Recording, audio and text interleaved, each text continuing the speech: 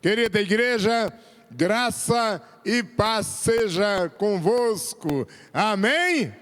Também aqueles que estão online, nós saudamos e agradecemos a participação.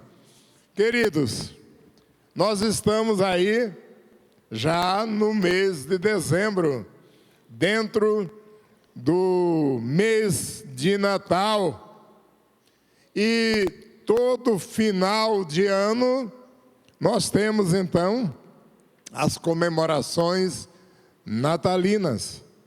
E durante este mês nós gostaríamos de ter um tema específico para a igreja.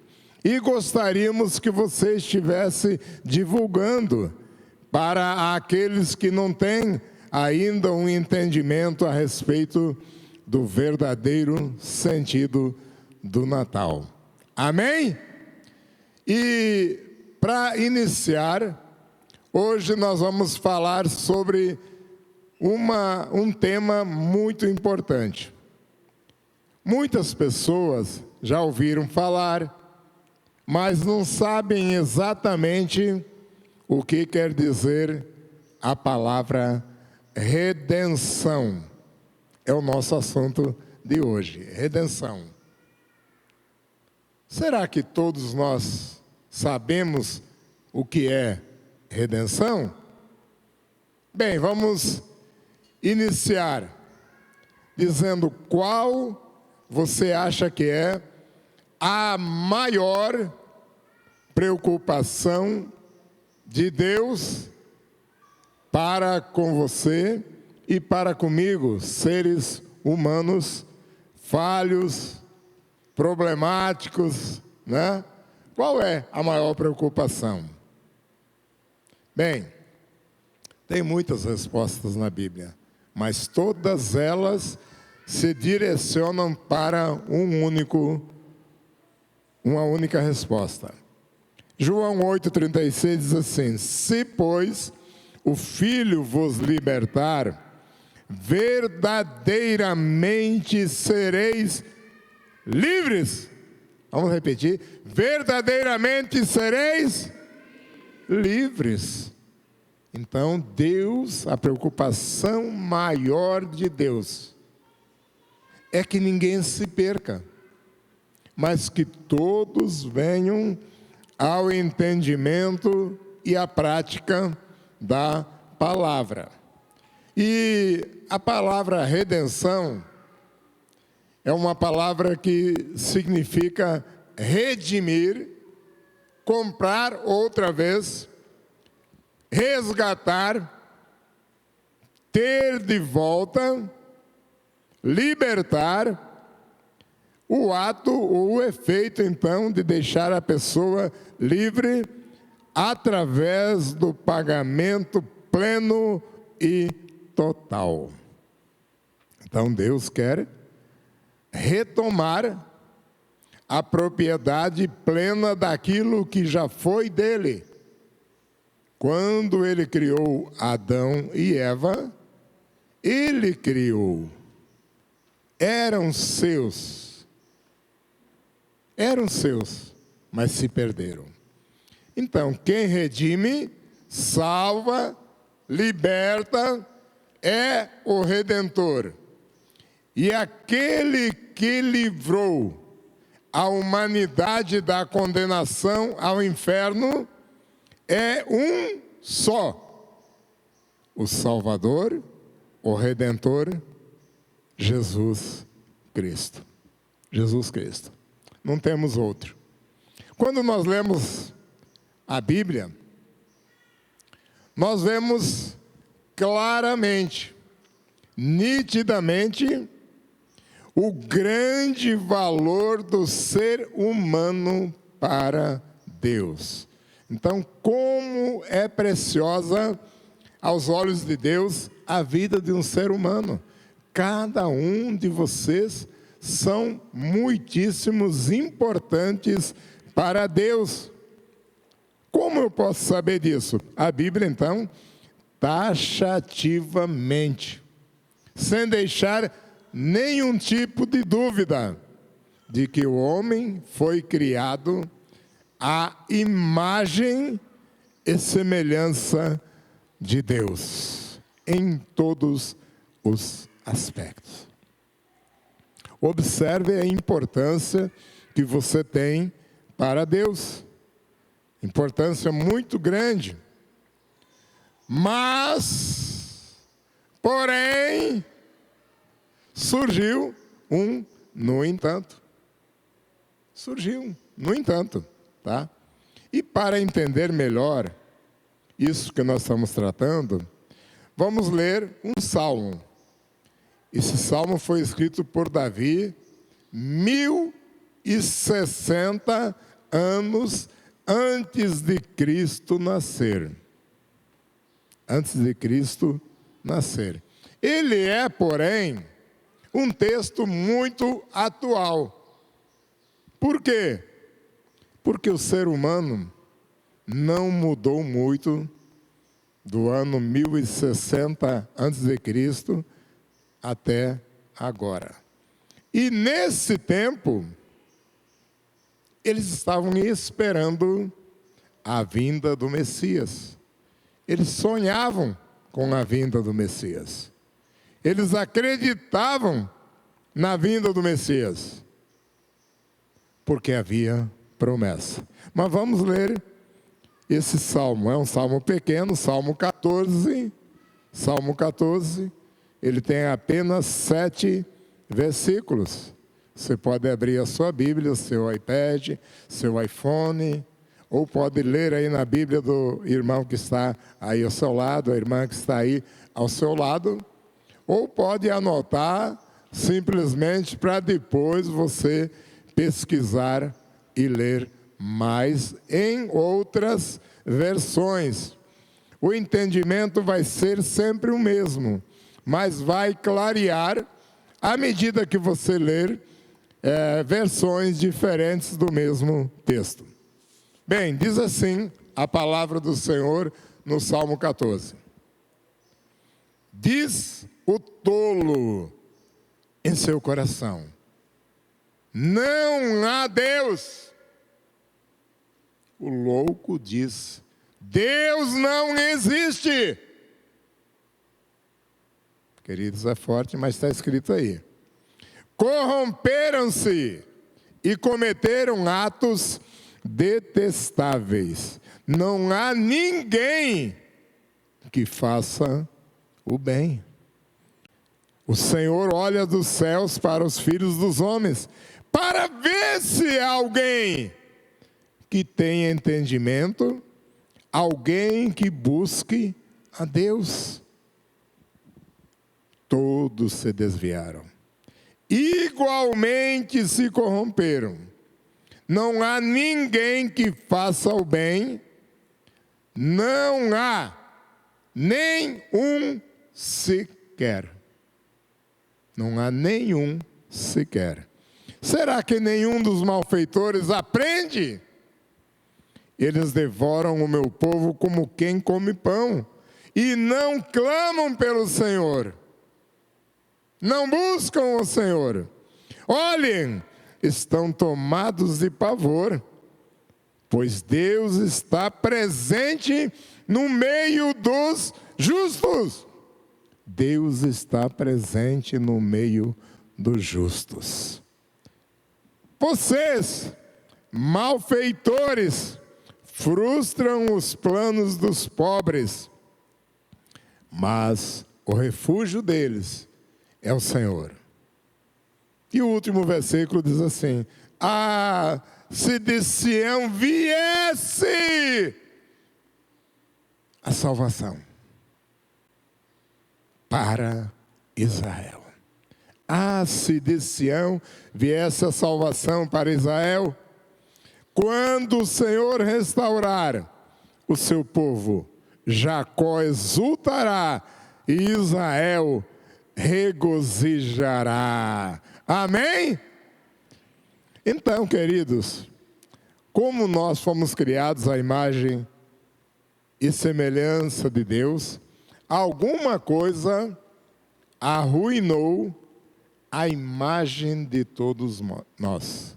As características nossas originais foram distorcidas, foram modificadas, depravadas, nos levando ao pecado.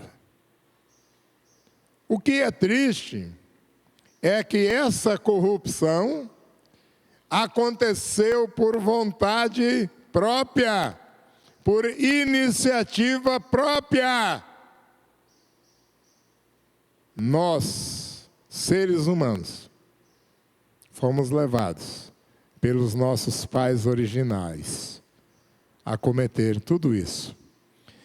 Mas na Bíblia nós vemos então que foi uma escolha para quê? Para que tivéssemos uma vida independente de Deus. Eu quero viver do meu modo. Essa foi a posição. Então, foi uma tomada de decisão consciente daquilo que estava acontecendo. Vou sempre lembrar, hoje não é diferente. Hoje não é diferente. Todos se extraviaram de buscar a Deus e também de não fazer o bem. De não fazer o bem. Você e eu sabemos bem o que é certo e o que é errado. Mas, infelizmente, muitas vezes, direcionamos os nossos passos para aquilo que é errado. Por quê? Porque é mais fácil, é mais prático, resultados imediatos. Adão escolheu a rebelião e a queda foi inevitável. É aquilo que todo mundo fala. A semeadura é livre, mas a colheita é obrigatória. É isso que aconteceu com o nosso pai Adão, e isso veio para nós. Nós temos que assumir o ônus do fracasso decadente causado pela corrupção do ser humano. É claro, muitas vezes você, eu, muitos de nós se revoltam com isso. Ficamos revoltados. Eu não deveria assumir porque não fui eu quem tomou essa decisão. Mas se nós somos do gênero de homem pecador, todos nós assumimos isso. Mas, o que está acontecendo? O tempo passa e o pecado, o mal, a corrupção, cada dia vai criando uma força maior. Vocês são uma geração que estão vendo isto acontecer. A tomada de força do pecado. É interessante que isso tem-se a impressão que é impossível de ser enfrentado. Impossível de ser evitado. É mais ou menos isso. E quando nós olhamos para esse salmo, para a Bíblia, para a palavra de Deus, é que nós conseguimos entender claramente o que acontece nos dias de hoje. E a tendência do homem é se deteriorar ainda mais. No começo não era assim. Não foi assim. O que acontece hoje? trancamos a nossa casa, 7 chaves. Os muros, cada dia, sobem mais. Pode reparar. Você anda aí e observa. Um muro que era de 1,5 metro, de repente já tem mais meio metro de tijolos novos em cima.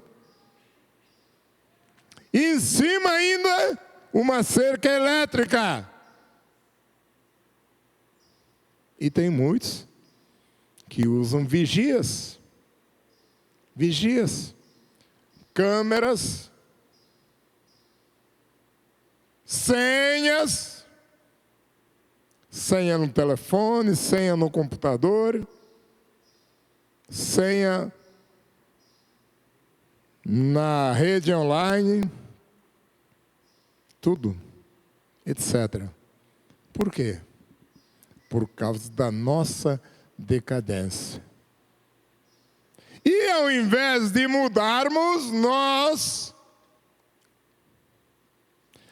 nos prevenimos para que o homem mau nos não faça mal. Aquele homem mau que está lá no espelho, ele precisa ser mudado. Você e eu. E é tão fácil apontar o dedo. Mas, queridos, culturas, as mais variadas, formas de governos mais variados, sistemas econômicos, por mais variados que sejam, melhores ou piores, acabam desmoronando. Acabam no nada. Dá vontade de chorar. Quando lermos a Bíblia, dá vontade de chorar.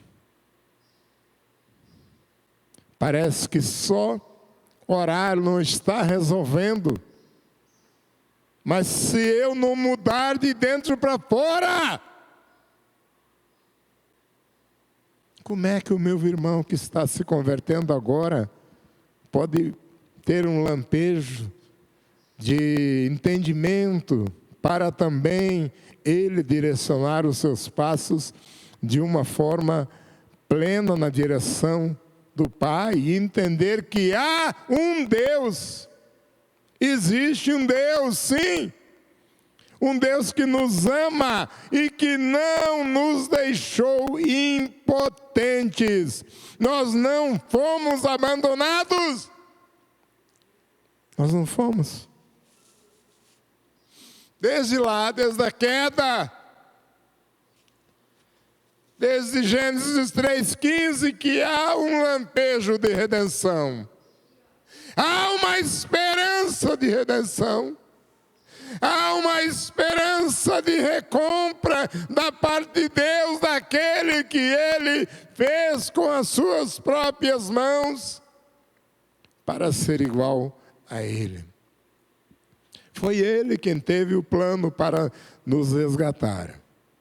E é por isso que o Evangelho literalmente quer dizer boas novas.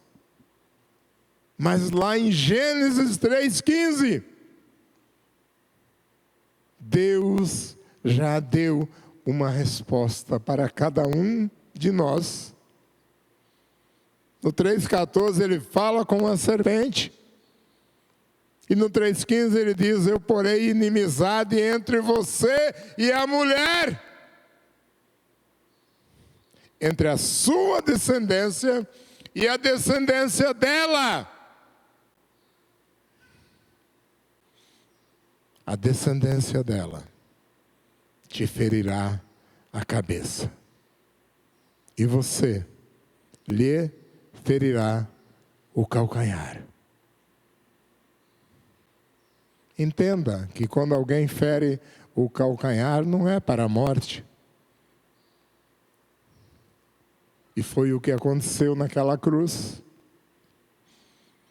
Quando o diabo achou que tinha conseguido destruir o Redentor, ele só conseguiu ferir o calcanhar. porque ao terceiro dia ele ressurgiu, livre, rei, soberano, pronto para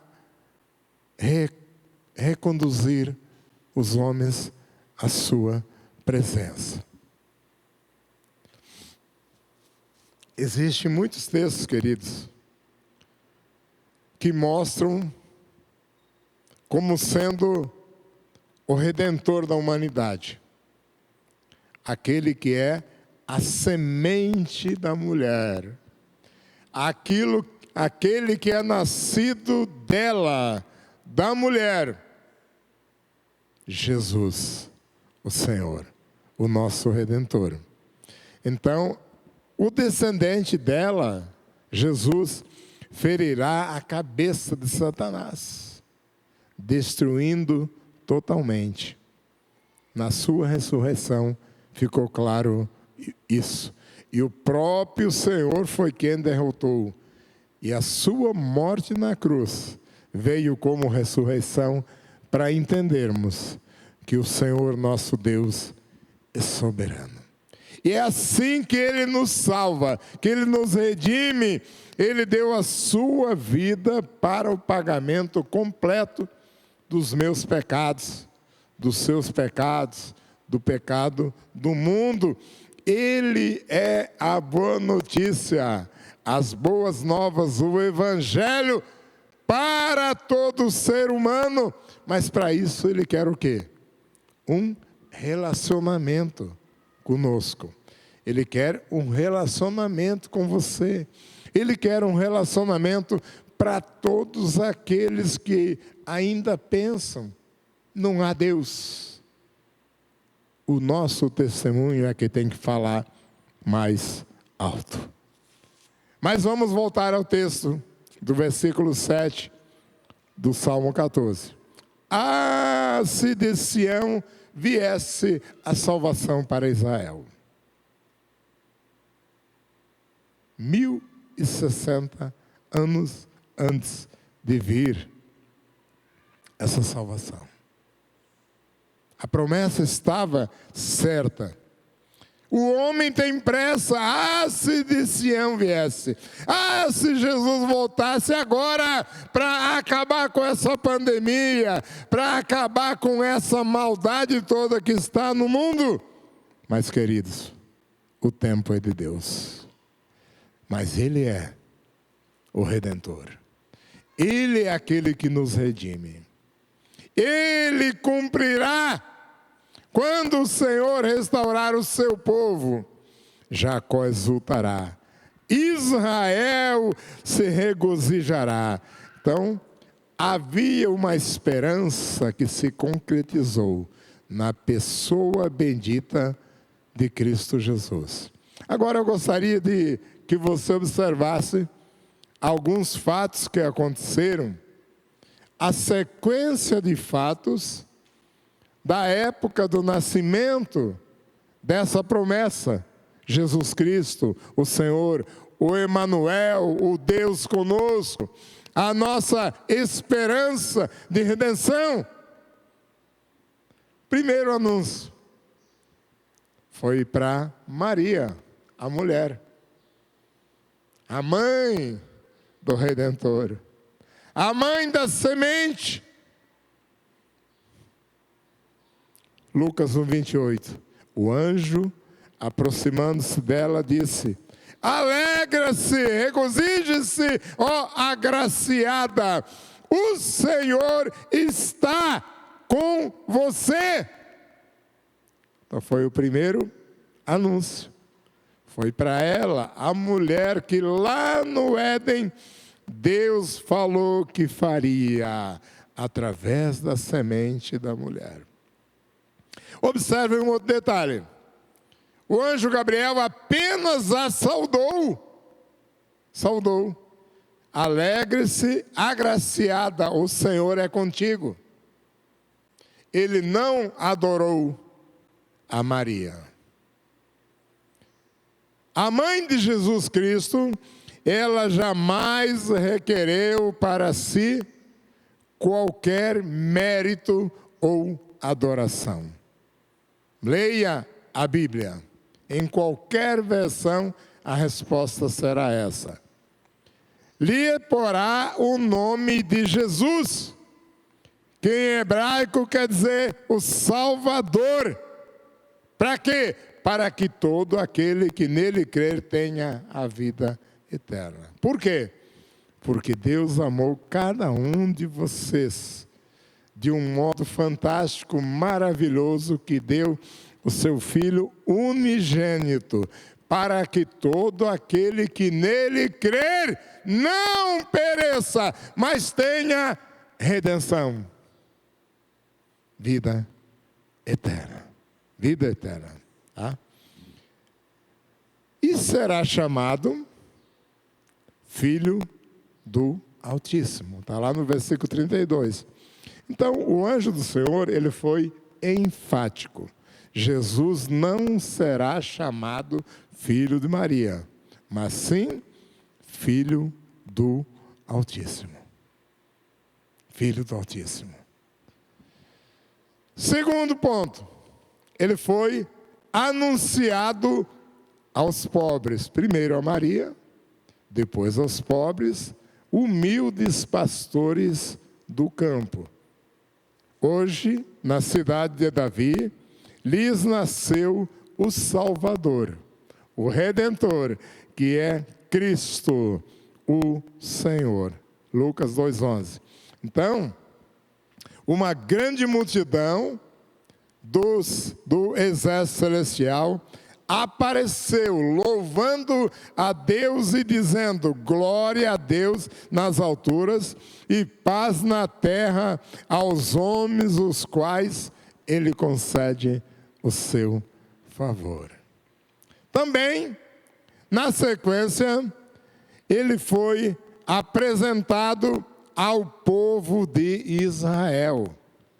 Os pastores, depois de ouvirem, contaram a todos o que lhes fora dito a respeito daquele menino. E todos os que ouviram o que os pastores diziam ficaram admirados. O povo santo, então, queridos, estava ansioso, esperando a vinda do Messias, o Emanuel, o Deus conosco, o príncipe da paz. E Miqueias 5,2, ele fala assim: mas tu, Belém Efrata, embora sejas pequena entre os clãs de Judá, de ti virá para mim aquele que será o governante sobre Israel.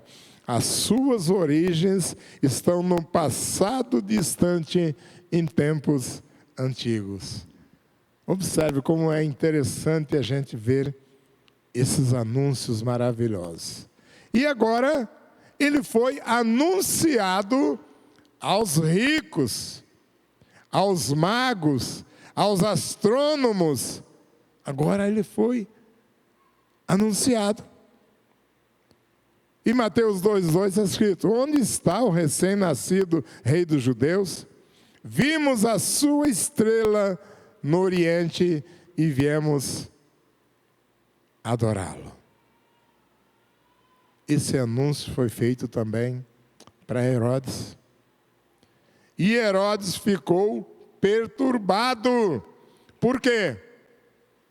Porque ele tinha medo de perder o reino. Tinha medo de perder o reino. Então, esse foi o terceiro anúncio. Aos ricos, aos magos, aos astrônomos, que viam os sinais no céu. E o quarto ponto, finalmente, ele foi anunciado às autoridades de Israel. Está lá em Mateus 2, 4 e 5. Tendo reunido todos os chefes dos sacerdotes, do povo, e os mestres da lei, perguntou-lhes onde deveria nascer o Cristo. E eles responderam: em Belém da Judéia, como escreveu o profeta. Amém? Então, queridos, quando nós lemos, nós entendemos. Quando nós buscamos o Espírito de Deus, vai dando orientação a respeito de quem é o nosso Redentor. E o anjo do Senhor que fez esses anúncios, com poucas palavras, ele anunciou a mensagem mais importante do mundo. A mensagem mais importante do mundo.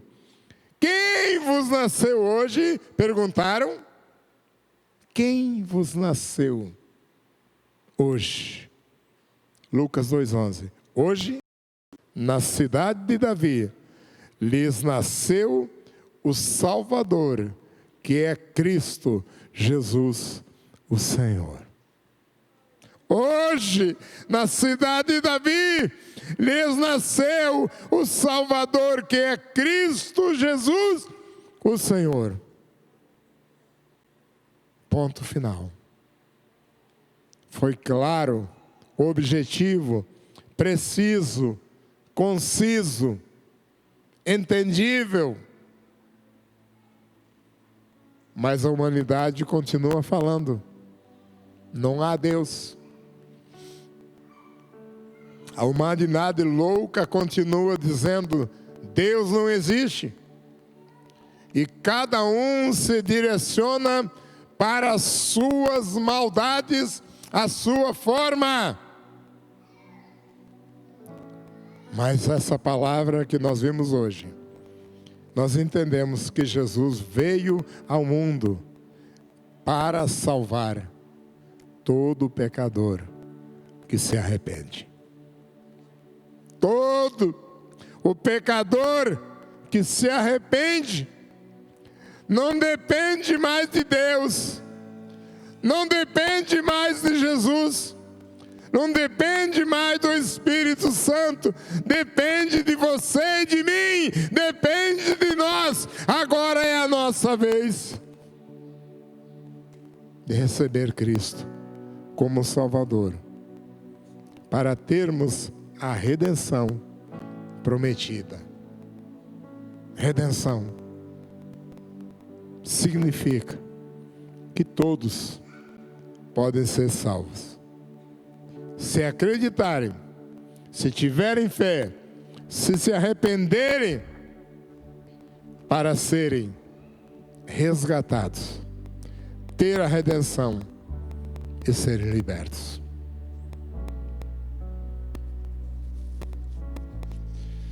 O Senhor é muito claro na palavra.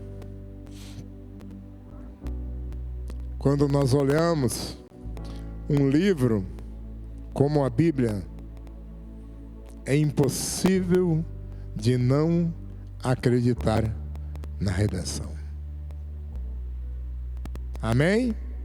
Vamos ficar em pé, queridos. Nós temos um tempo de uma semana pela frente para estudarmos, para um ajudar o outro a entender melhor, que nessa semana as células ainda estão se reunindo, algumas online, alguma presencial, e nós vamos aprender melhor sobre a redenção de Deus para nós.